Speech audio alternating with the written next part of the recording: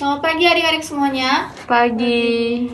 Oke, bagaimana kabarnya hari ini? Baik. Baik, tapi mukanya masih pada kecut-kecut semua ya. Iya. Tadi habis ada pelajaran ya? Iya, tadi Iya. sebelumnya.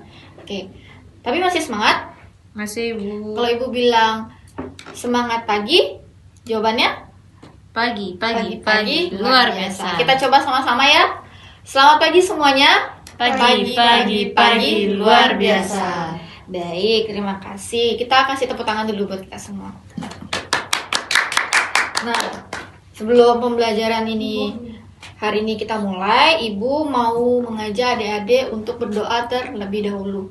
Di sini ketua kelasnya siapa? Saya, Bu. Oh iya, siapa namanya? Tria. Oke, Tria boleh dipimpin doanya ya dulu.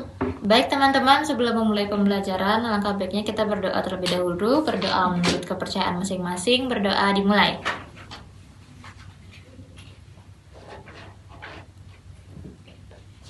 Baik, selesai. Ya, oke, terima kasih Tria karena sudah memimpin berdoa kita pada pagi hari ini. Nah, sekarang Ibu mau mengabsen adik-adik dulu.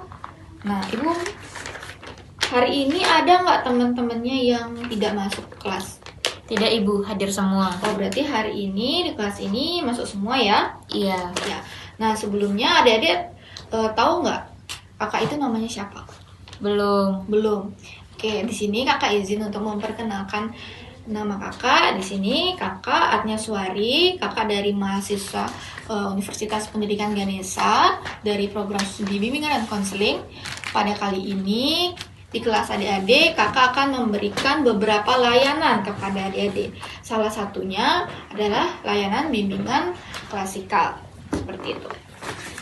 Nah, kira-kira adik-adik sudah tahu nggak kita akan melaksanakan apa saja pada kegiatan hari ini? Belum, Ibu. Oke, belum tahu ya. Jadi, hari ini kita akan melaksanakan layanan bimbingan klasikal. Nah, materi hari ini mengenai kecemasan sosial, seperti itu. Jadi, pada layanan ini adik-adik diharapkan dapat memahami, mengenal, dan dapat menangani mengenai kecemasan sosial, seperti itu. Nah, sebelumnya kakak mau tanya, adik-adik di sini sudah tahu nggak apa itu kecemasan sosial? Belum.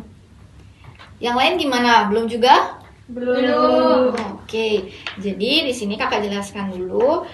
Kecemasan sosial menurut Christopher, dia menjelaskan bahwa kecemasan sosial dapat didefinisikan sebagai suatu bentuk gairah fisiologis yang merugikan dalam situasi sosial atau situasi performatif yang melibatkan kemungkinan individu dievaluasi oleh orang lain.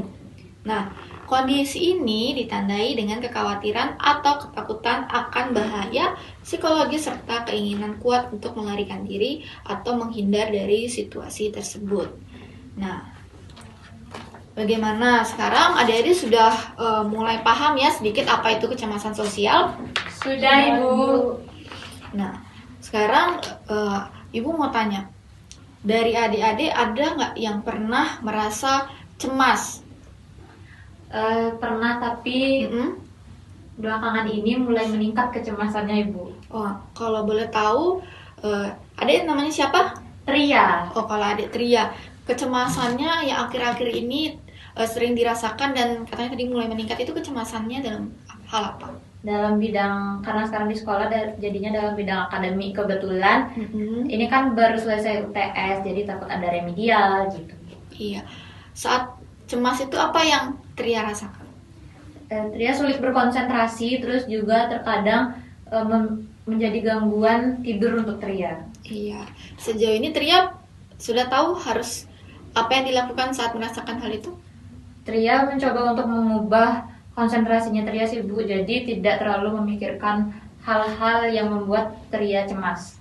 Nah, baik. Berarti Tria sudah paham, yang lain gimana? Paham? Paham, Ibu. Paham. Nah, jadi dari definisi yang sudah dijelaskan tadi, kondisi dari kecemasan sosial ini yaitu ditandai dengan kekhawatiran atau ketakutan akan bahaya psikologis, serta keinginan untuk melarikan diri atau menghindar dari sebuah situasi. Nah, dari definisi tersebut terdapat 3 indikator, yang dimana indikator pertama yaitu gairah fisiologis yang merugikan. Yang kedua, kekhawatiran akan evaluasi negatif. Dan yang ketiga, keinginan untuk menghindari situasi sosial. Nah, untuk agar adik-adik lebih memahami dari penjelasan indikator-indikator yang kakak jelaskan tadi, kakak akan menayangkan beberapa video dari indikator-indikator tersebut. Ada video indikator negatif dan positifnya.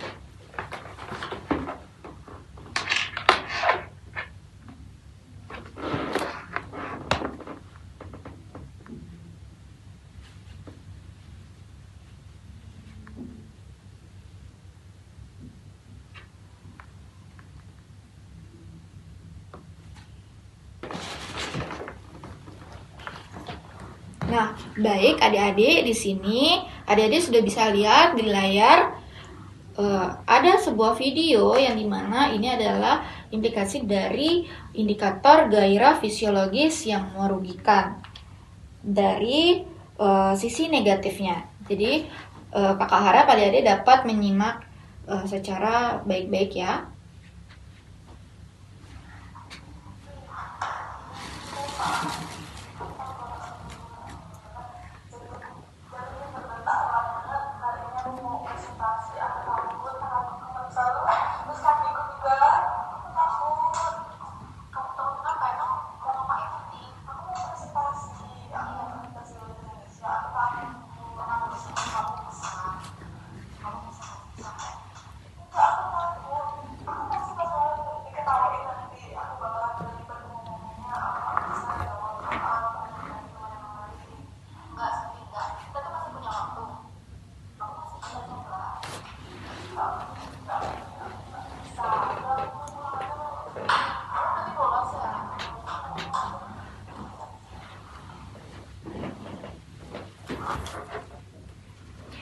Baik, nah adik-adik tadi adik-adik sudah menyaksikan video dari indikator gairah fisiologis yang merugikan dari sisi negatifnya. Nah, yang dimana gairah fisiologis yang merugikan itu dapat didefinisikan sebagai kondisi di mana adanya dorongan atau semangat kuat terkait dengan fungsi tubuh atau biologis yang menimbulkan dampak negatif atau kerugian. Nah, pada contoh video tadi, pada gairah fisiologis yang merugikan dari aspek negatif, yang dimana ada seorang siswa yang merasa tidak percaya diri ketika harus berpresentasi. Dia merasakan debar jantung, gugup, dan cemas yang berlebihan. Oke, untuk selanjutnya kita akan menyaksikan video dari indikator gairah fisiologis yang merugikan dari sisi positifnya.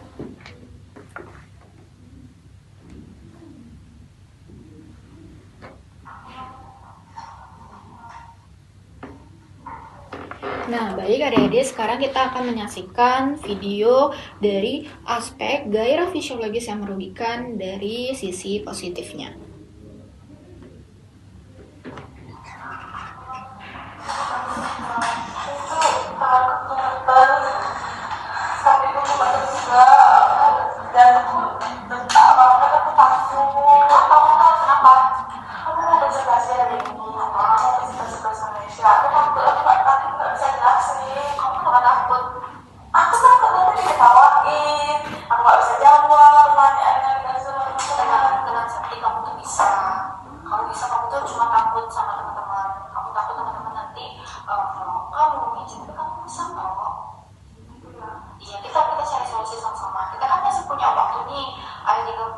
Sebelum pembelajaran bahasa Indonesia dimulai, sebelum presentasi kamu dimulai, aku bisa ya bantu kamu buat nyiapin materi-materi yang masih kamu belum pahami. Iya, berarti sekarang kita siapin ya.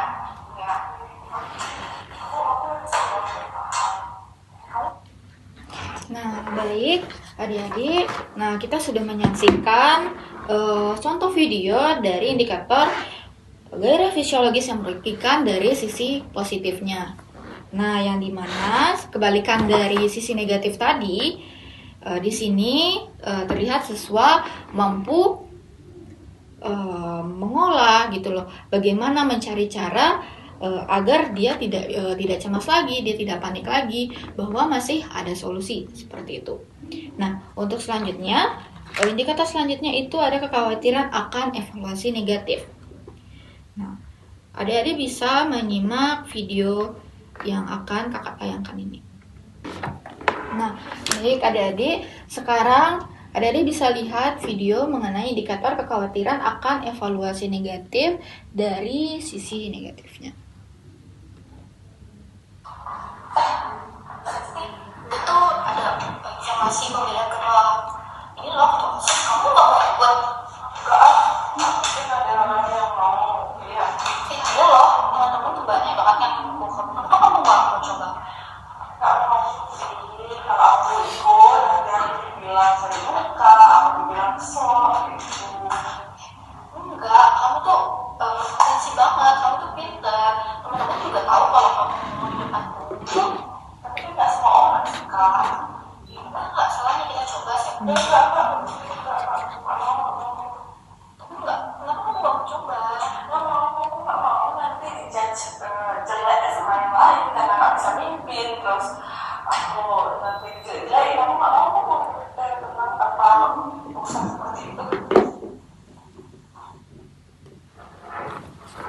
Nah, tadi kita sudah menyaksikan video mengenai indikator kekhawatiran akan evaluasi negatif dari sisi negatifnya, yang dimana ada seorang teman di dalam kelas mengajak untuk temannya mengikuti pemilihan ketua OSIS, tapi temannya itu memilih untuk tidak mau mengikuti kompetisi tersebut dikarenakan pertama takut akan dijudge temannya, akan dikomentari negatif oleh temannya karena dia merasa teman-temannya itu tidak semua menyukainya, seperti itu. Nah, selanjutnya kita akan menyaksikan dari sisi positifnya.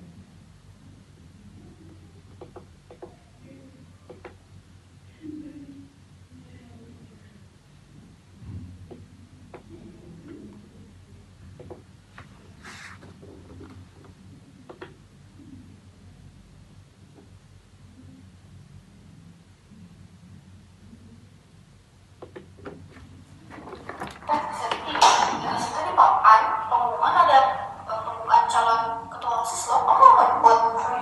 Iya. Itu di papan depan di dekat ruang kepala sekolah. Ikut deh. Kamu mau ikut? Kamu tuh berbangun banget yang bisa jadi ketua OSIS tahun ini.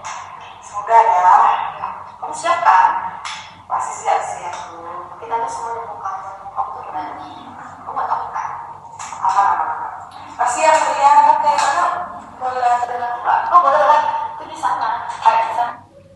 Oke, tadi barusan kita habis menyaksikan video dari indikator kekhawatiran akan evaluasi negatif dari sisi positifnya, yang dimana kebalikan dari video yang sebelumnya, temannya ini bisa jauh lebih percaya diri dan merasa memiliki potensi untuk mencalonkan diri, bahkan terpilih menjadi ketua OSIS di sekolahnya, seperti itu. Nah, selanjutnya kita akan menonton video indikator dari keinginan untuk menghindari situasi sosial. Nah, baik, sekarang kita akan menyaksikan video dari indikator keinginan untuk menghindari situasi sosial dari sisi negatifnya. Ini ada WhatsApp undangan loh dari Dayurika, karena kita diundang ulang tahunnya besok. Kamu ikut kan? Jadi kan? Sama siapa aja? Teman-teman sekelas dong. Enggak deh, aku masih ada acara besok loh. Kemarin waktu Dayurika masih di kelas, kamu bilang mau ikut loh. Mumpung ini satu kelas loh, kita bisa foto bareng, seru-seruan bareng. Aku gak kenal sama mereka.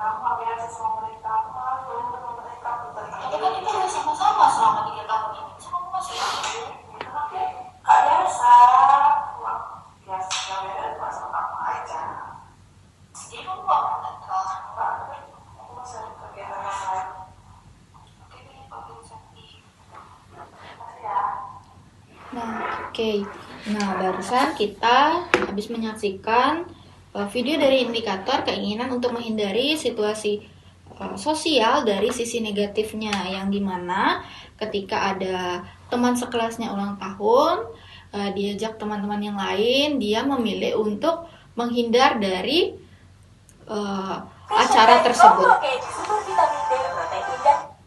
Oke, terpencet ya. Nah, jadi sekarang kita akan melanjutkan untuk menonton video indikator dari keinginan untuk menghindari situasi sosial dari sisi positifnya.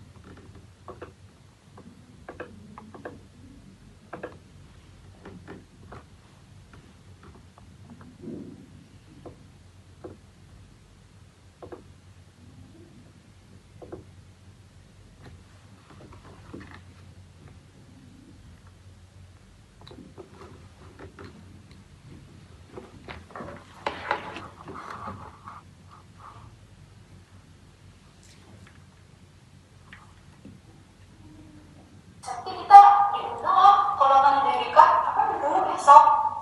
Siapa aja Rika? Teman-teman sekelas dong pastinya. Kita bakal rame-rame foto-foto bareng. Kamu mau ikut nggak? Dong. Beneran, mau ikut ya? Saya katanya sih kita harus ya cakepnya tuh pakai baju putih sih. Oh mau kan? Boleh. Oke deh, sama aku ya. Oke, sama aku ya berarti. Ya berarti kita sama-sama ya besok ya.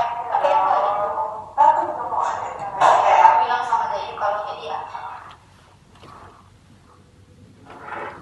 Oke, kita sudah menyaksikan dari sisi positif dari indikator keinginan untuk menghindari situasi sosial. Nah, definisi dari keinginan untuk menghindari situasi sosial itu sendiri adalah di mana dapat diartikan sebagai hasrat, kehendak atau kemauan untuk menjauhi atau menjauhkan diri dari keadaan yang melibatkan interaksi dengan masyarakat atau orang lain. Seperti di contoh tadi, yang dimana ada seorang siswa yang menjauhkan diri dari keterlibatannya, interaksinya dengan teman sekelasnya ketika diundang. Seperti itu.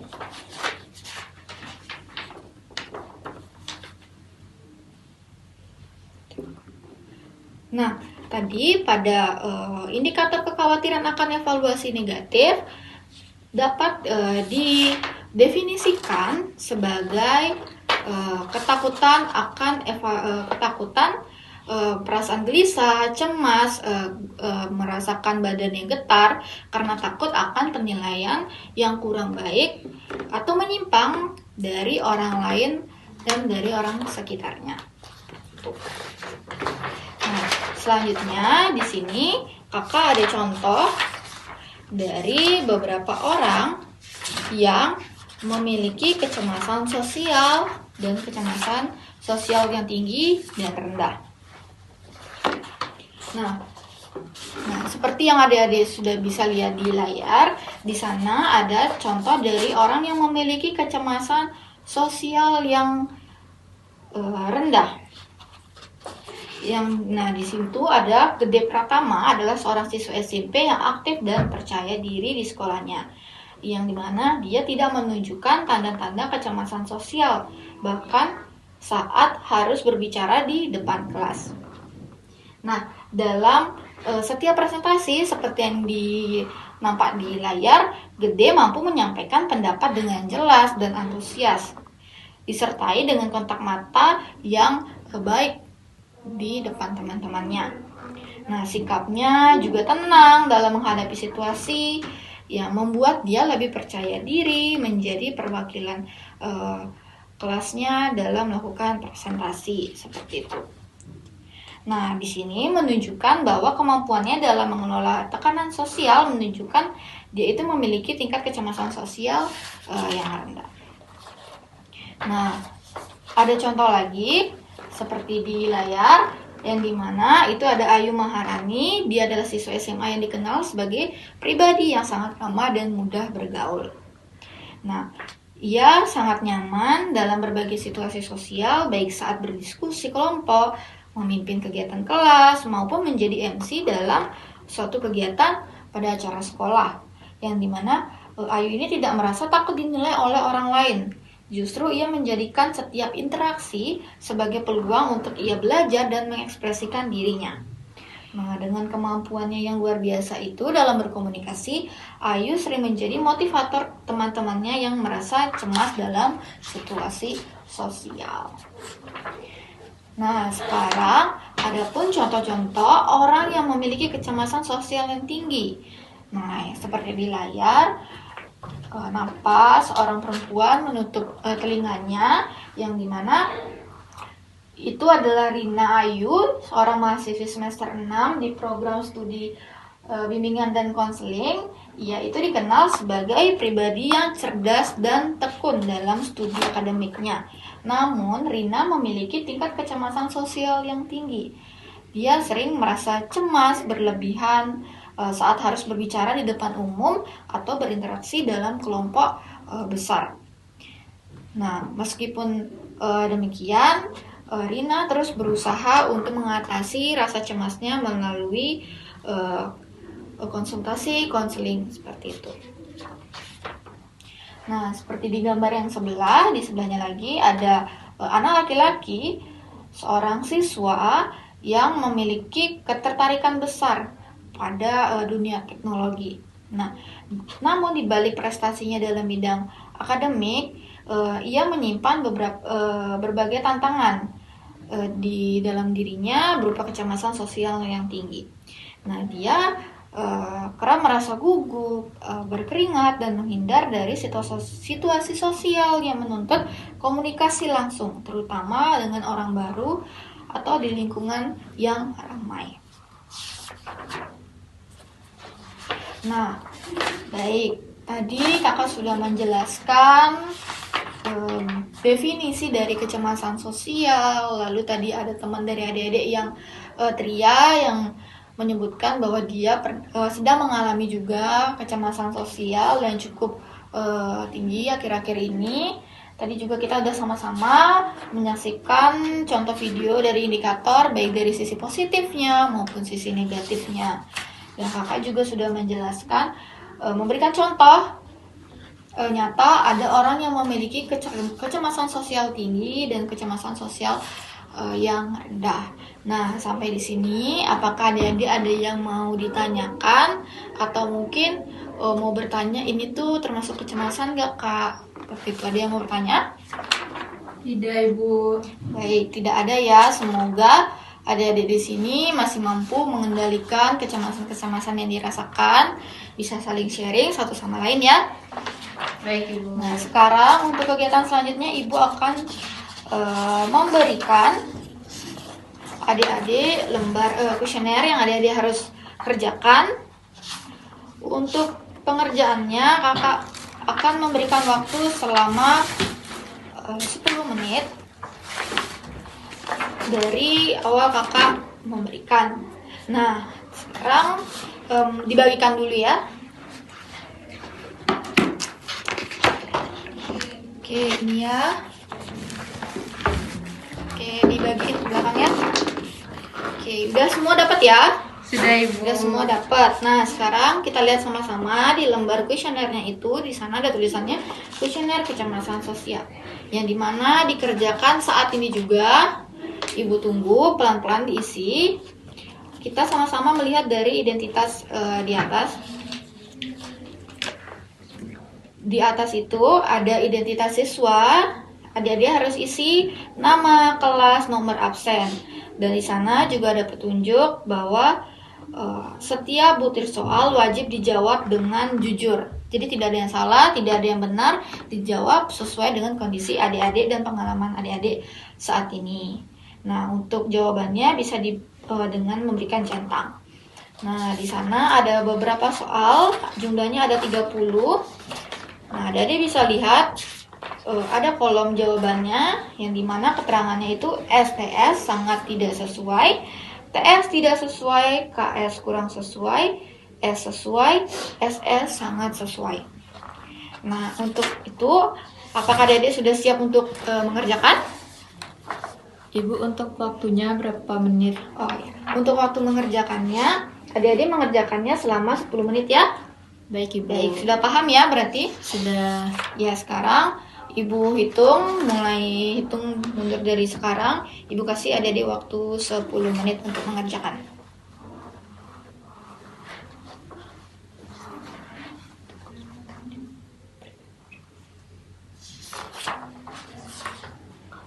Oke, Ibu lihat ke belakang ya.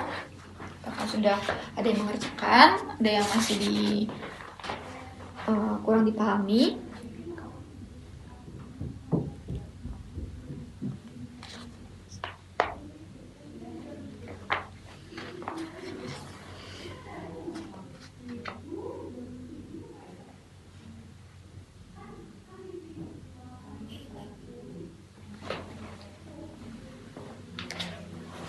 Oke, yang di belakang sudah bisa ya, sudah bisa mengerjakan.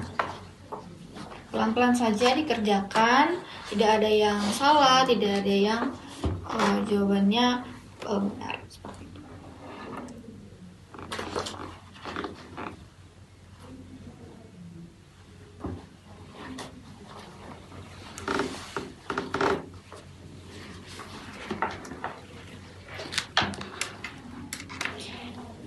Jika terdapat pertanyaan ataupun pernyataan yang adik-adik rasa membingungkan, bisa ditanyakan kepada Ibu. Jangan malu untuk angkat tangan ya.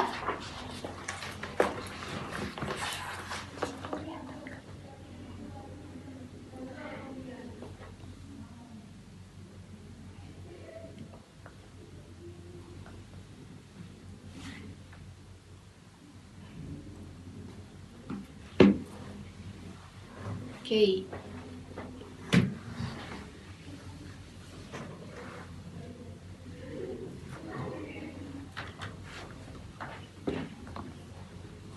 Oke, Ibu lihat yang di belakang ya. Sudah mengerjakan atau belum?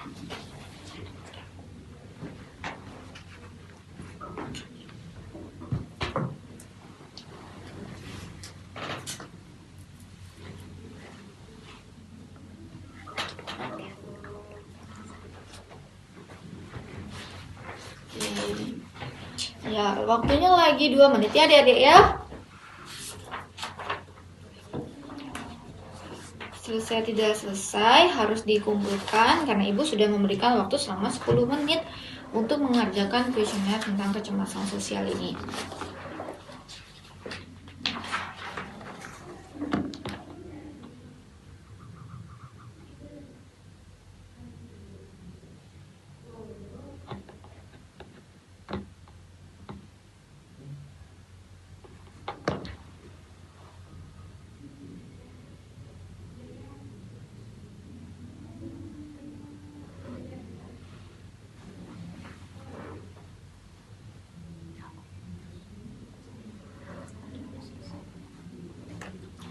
Ibu, Tria dan teman-teman sudah selesai. Oh iya, Tria dan teman-teman sudah selesai, berarti sekarang bisa dikumpulkan ya. Ibu ambil ya. Baik, Ibu.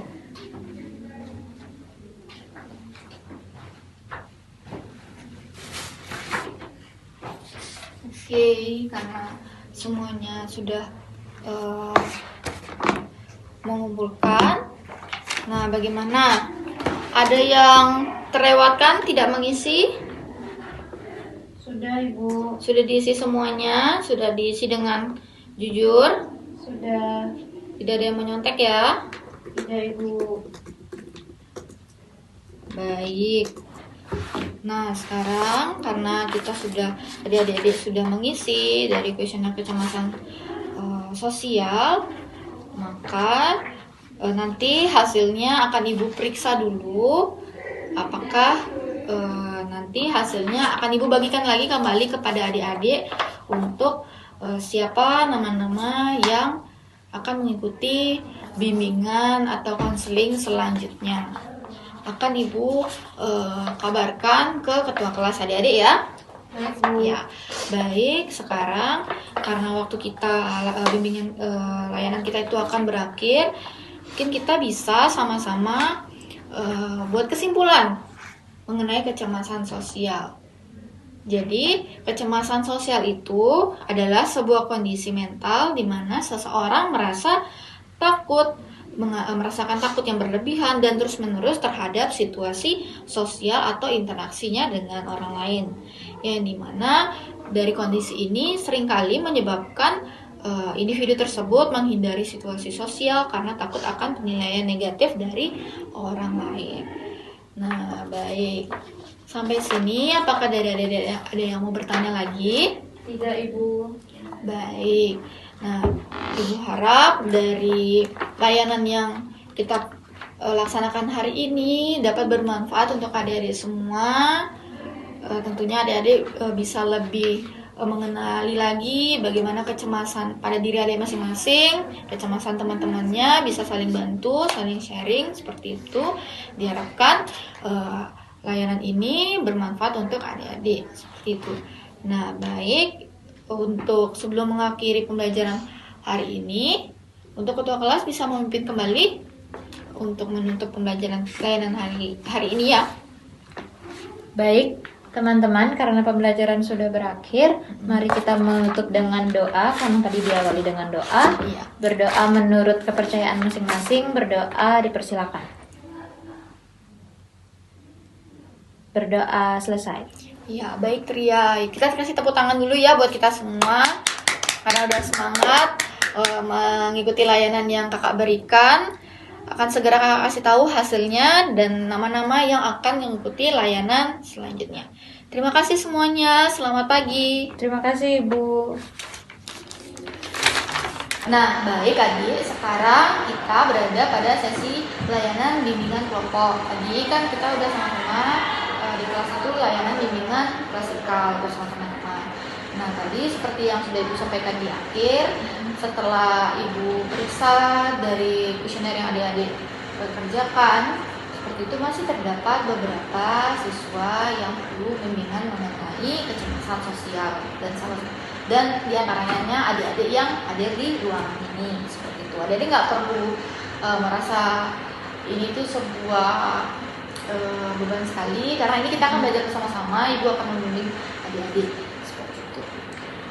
Nah, dari hasil yang Ibu sudah peroleh tadi, Ibu lihat rata-rata adik-adik ini masih merasakan kekhawatiran akan evaluasi negatif.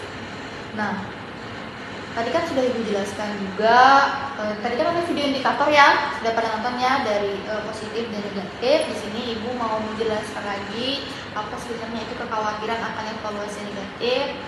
Nah, kekhawatiran akan evaluasi negatif itu yang dimana kekhawatiran atau ketakutan akan evaluasi negatif, yang dimana timbulnya perasaan gelisah, cemas, takut akan penilaian yang kurang baik atau menyimpang dari orang lain yang diberikan kepada adik, seperti itu yang adik bisa terima.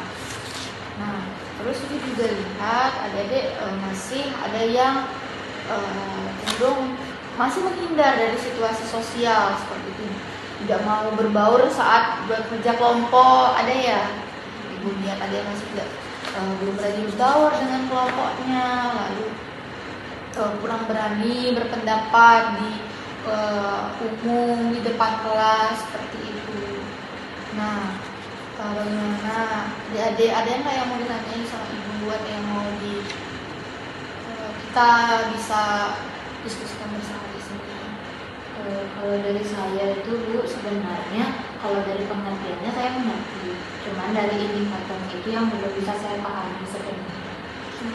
Yang mana, yang kekhawatiran akan evaluasi negatif atau keinginan untuk menghindari situasi sosial? Keinginan untuk menghindari situasi sosial. Ya, keinginan untuk menghindari situasi sosial. Ada yang namanya siapa? Ria. Oh, Ria gimana kalau sosial? Merasa gimana saat berada di tengah-tengah keramaian? Saya sebenarnya saat di tengah keramaian itu tidak nyaman dulu, tapi kadang-kadang saya memaksakan diri saya karena masih merasa tidak enak dengan teman saya. Kalau seandainya saya pergi, nanti saya dimusuhi oleh teman saya, seperti itu. Jadi terkadang saya tidak memikirkan diri saya, tetapi saya mengikuti apa yang dimau oleh teman-teman saya. Nah, itu berarti berkenaan dengan masyarakat tentang kepentingan, lebih kepentingan umum ya, tentang kepentingan adik. Tapi hal itu juga dapat memicu adik untuk menghindari situasi sosial seperti itu. Nah, bagaimana? Apa kira-kira yang sudah adik lakukan untuk meminimalisir adik?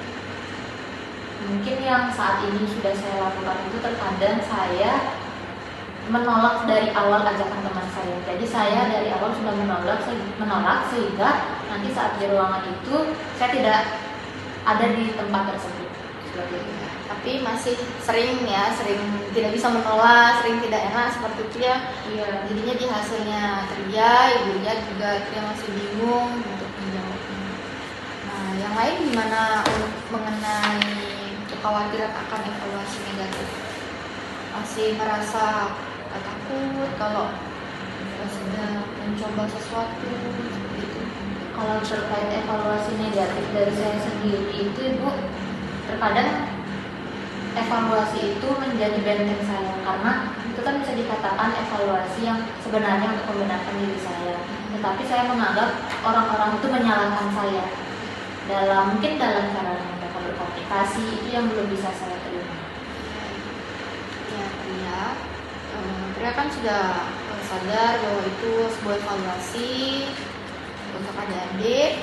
Sebenarnya kekhawatiran akan evaluasi negatif itu lumrah terjadi pada setiap manusia seperti itu. Tapi bagaimana cara kita menanggapi, cara kita merespon itu masih bisa kita atur ya, seperti itu. Jadi tidak selamanya evaluasi dari orang lain di tempat umum itu tuh menjerumus ke hal yang negatif. Ada hal yang positif, yang dimana hal positif itu bisa membangun kita bisa lebih baik, tahu kedepannya akan seperti apa seperti itu. Nah, bagaimana sejauh ini, apakah adik-adik bisa memahami penjelasan Ibu? Sampai saat ini lebih bisa dipahami Daripada pahami ya.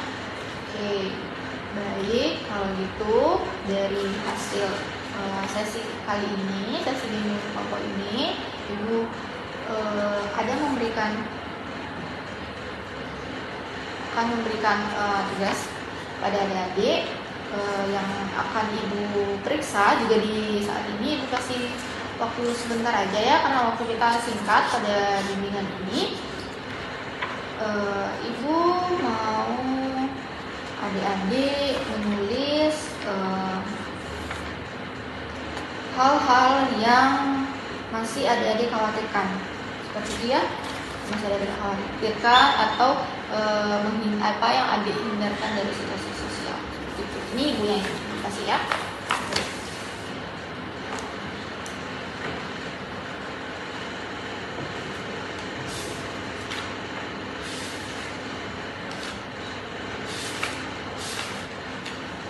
Sudah ya Bu? Sudah ya. Baik. Akan Ibu periksa dulu ya tugas kalian. Nanti hasilnya akan Ibu sampaikan kembali seperti yang sudah pada layanan sebelumnya. Nanti akan Ibu sampaikan nama-nama yang kemungkinan masih harus mengikuti sesi layanan bersama Ibu. Sampai sini, apakah ada yang ingin ditanyakan lagi? Cukup Ibu. Cukup ya, kalau gitu kita bisa selesaikan sesi bimbingan kelompok kita. Ibu ucapkan terima kasih, adik-adik bisa melanjutkan ke kelas masing-masing. Terima kasih Bu. Ya.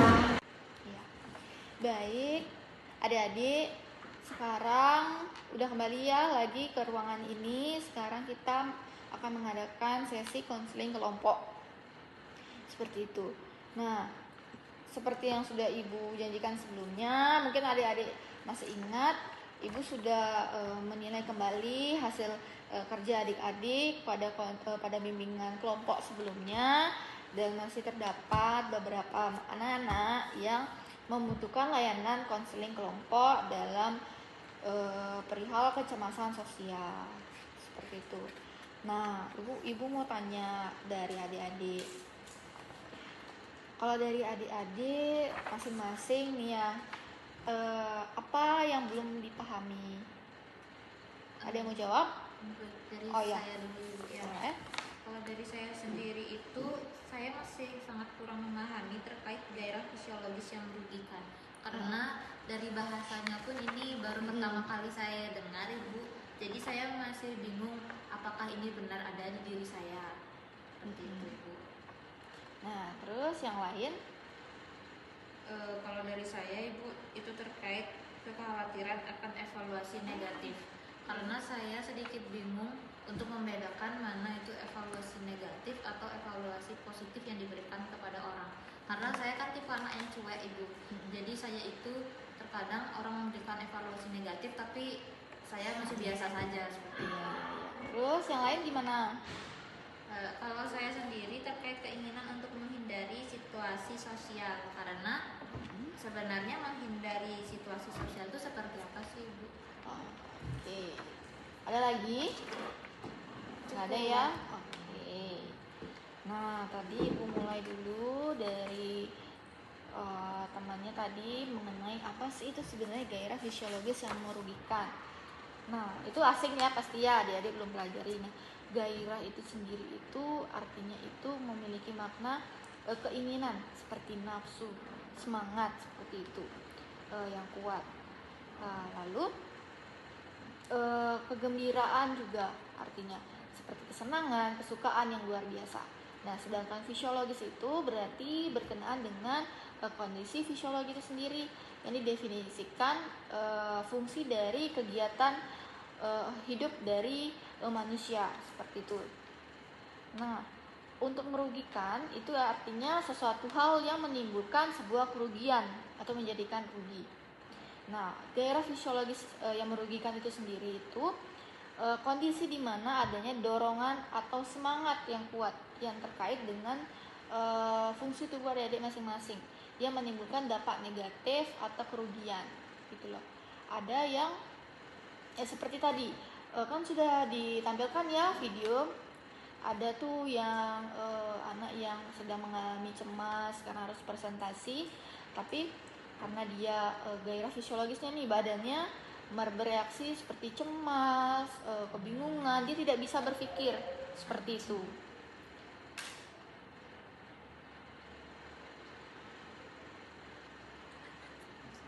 Gak apa-apa sih. Nah, kan tadi udah nonton videonya kan ya. Nah, di videonya itu kan ada tuh murid yang sedang dihadapi akan presentasi di depan kelas, tapi dia merasakan kecemasan. Itu adalah salah satu gairah fisiologis, reaksi tubuhnya. Nah, seperti itu. Nah, lalu untuk mengenai kekhawatiran akan evaluasi negatif. Nah, itu kalau kekhawatiran, khawatir itu artinya perasaan tidak tentram, takut, gelisah, cemas terhadap suatu hal yang belum kita ketahui pasti. Nah, sedangkan evaluasi itu adalah penilaian, dan negatif sudah pasti kurang baik ya, atau hal yang menyimpang dari ukuran umum. Nah, untuk kekhawatiran akan evaluasi negatif itu sendiri merupakan kekhawatiran, ketakutan akan evaluasi negatif yang dapat diartikan sebagai perasaan gelisah, adik, cemas karena takut atau akan penilaian yang buruk yang menyimpang dari orang lain yang diberikan pada adik-adik. Nah, tadi dibilang masih merasakan kekhawatiran seperti itu kan ya. Nah, adik-adik bisa mencoba lebih percaya diri bahwa adik mengenali potensi yang adik punya. Ubah pikirannya seperti itu ya. Nah, baik. Sekarang pada sesi kali ini pakai teknik kan? Mau bilang kan? Iya. Ini apa Bimbingan. Bimbingan apa? Konseling kelompok. Oh, konseling kelompok. Cuma bilang pakai teorinya apa? Ya. Nah, untuk selanjutnya itu ada keinginan untuk menghindari situasi sosial, masih sering menghindari. Nah, keinginan untuk menghindari situasi sosial ini sendiri yang artinya ada yang diartikan sebagai hasrat, kehendak atau kemauan untuk menjauhi atau menjauhkan diri adik-adik dari kedudukan atau keadaan yang melibatkan interaksi dengan masyarakat atau orang lain. Nah, pada permasalahan-permasalahan yang adik-adik sudah ungkapkan itu pada sesi konseling kelompok kita ini, Ibu menggunakan teori konseling kognitif behavioral seperti itu. Kita Ibu akan mengajak adik-adik untuk lebih memahami mengontrol respon adik-adik seperti itu, apa yang harus adik-adik lakukan. Nah, sekarang Ibu akan memberikan beberapa tugas. Adik uraikan saja hal-hal yang diperintahkan pada soal. Ibu akan memberikan waktu kurang lebih ya 2-3 menit. Bisa adik-adik kerjakan ya. Ini Ibu kasih. Nah, ini langsung dikerjakan di sini Iya, aja Ibu, ya. langsung dikerjakan, diuraikan pelan-pelan.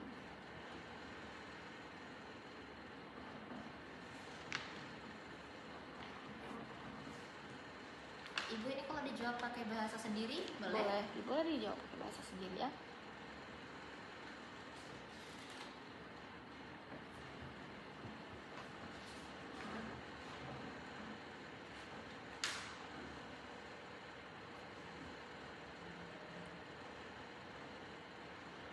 Bagaimana? Sudah? Satu soal lagi Ibu. Oh, ya.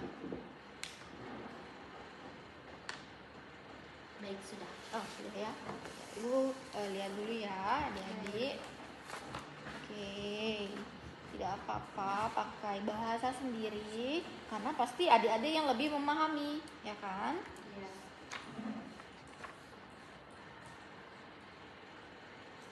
Nah, bagaimana? Dari soal itu kan Ibu suruh adik-adik untuk menguraikan ide-ide atau mengubah pandangan. Bagaimana ketika adik-adik menumbuhkan pandangan-pandangan positif, pemikiran positif tersebut, apa yang adik rasakan? Adik bisa lebih menyikapi dengan baik kan? Iya, saya lebih bisa menguraikan lagi apa yang dimaksud dari ini kata ini. Oke, yang lain gimana? Sudah bisa? Oke. Nah, Ibu akan periksa lagi, Ibu akan kaji lagi dari hasil-hasil yang sudah adik-adik kerjakan, akan Ibu informasikan jika adik-adik masih memerlukan layanan dari konseling individu. Ya, nanti Ibu sampaikan ke ketua kelas. Baik, adik-adik bisa kembali lagi ke ruangan masing-masing ya. Baik Ibu, saya izin untuk ikut pembelajaran. Oh iya, silakan. Nah, baik, dengan adik Tria ya. Iya. Oke, sudah tahu kan ya Ibu memanggil adik di sini untuk melakukan sesi layanan apa bersama Ibu? Ya.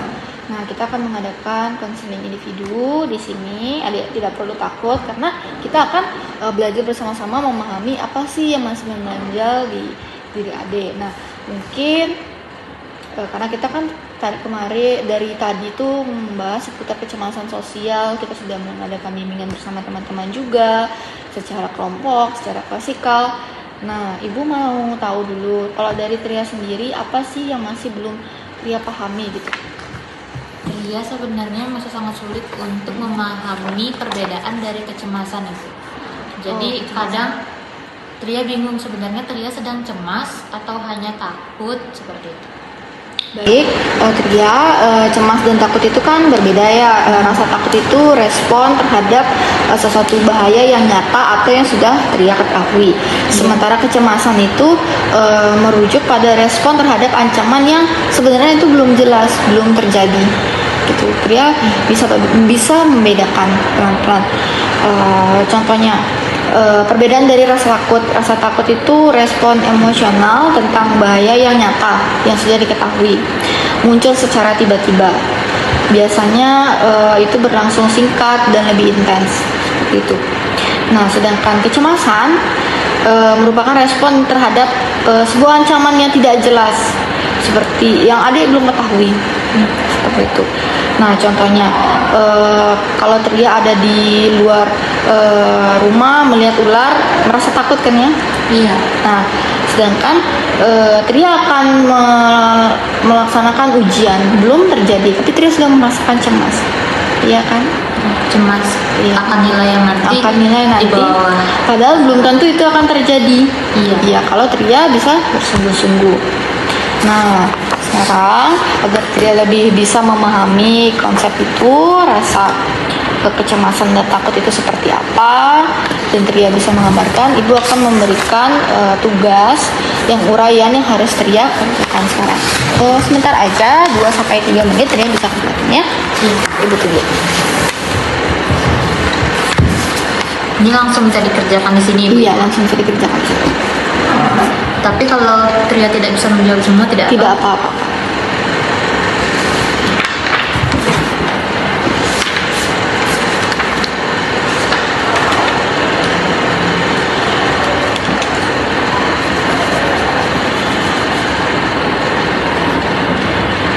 Baik, ada yang masih dibingungin? Ada, Ibu. Sepertinya masih kurang. Oh, masih kurangnya. Coba Ibu lihat ya. Iya, Ibu lihat dulu. Oke. Tria kan tadi Tria sudah bisa nih mulai ya membedakan apa itu rasa takut, apa itu cemas, dan Tria juga sudah bisa menyebutkan contoh-contoh yang Tria rasakan sehari-hari. Nah, sekarang kan Tria sudah tahu ya apa sih perbedaannya, apa sih pengertiannya, contohnya bahkan yang sudah pernah Tria alami.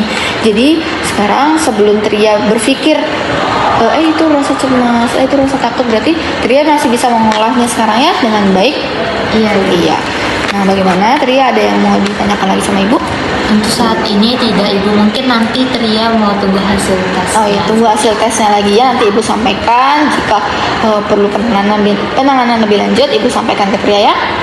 Oke Tria, hari ini ada lanjut kegiatan belajar? Ada, Ibu. Setelah jam istirahat ini akan ada lanjut. Berarti sekarang istirahat dulu ya. Iya. Oke Tria, terima kasih sudah datang ke sini. Ibu harap Tria bisa lebih baik lagi ya dalam hal sosial. Oke Tria, Ibu Terima kasih, silakan. Ibu.